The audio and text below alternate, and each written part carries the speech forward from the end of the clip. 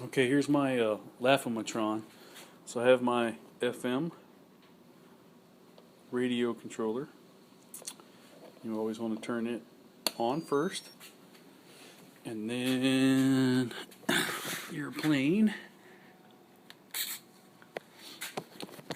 Okay, and I went ahead and I put in, at first it only had elevator and rudder. But I went ahead and added, I split them, so that's up, down, left, right, front corner, left front corner, down. Maybe this do it better for you. Okay, so if I go, oh, I'm freaking out there. Antenna a little too close.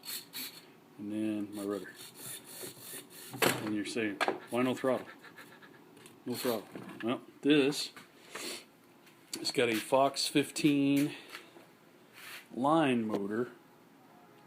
I guess you know they put them on those planes that you fly with strings. So anyway, at first there was a bracket right here. So I had the tank there because there was no tank.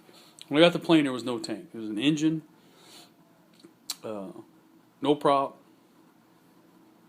locked up, had wings, tail. So after sourcing another engine, because this motor was so locked up, I actually had to pound the piston out of it, and I've got it in here somewhere. And unfortunately, it didn't like the pounding. So as you can see, so anyway, here's what's left of the rod.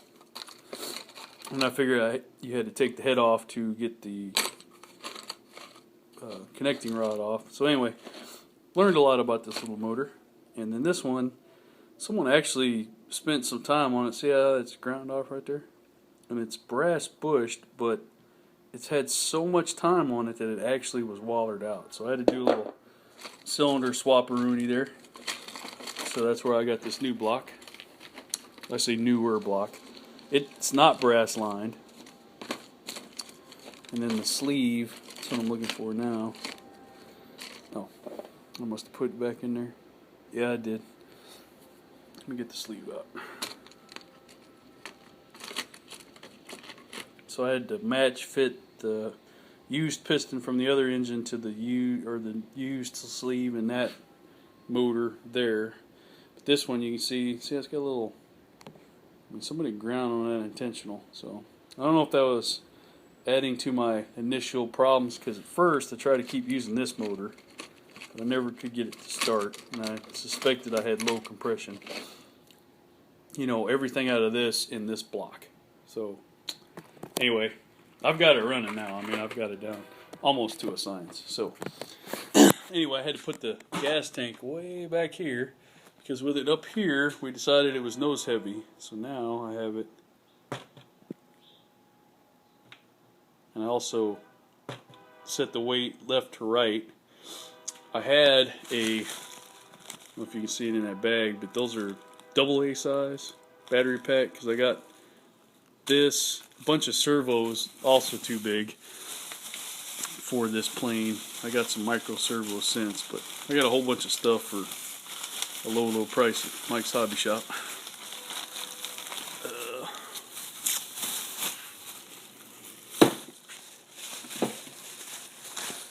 So anyway,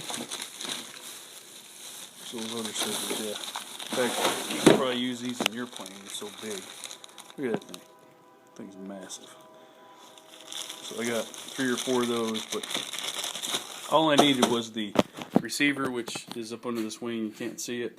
And then I got 3 micro servos from China. They work great. And with my controller.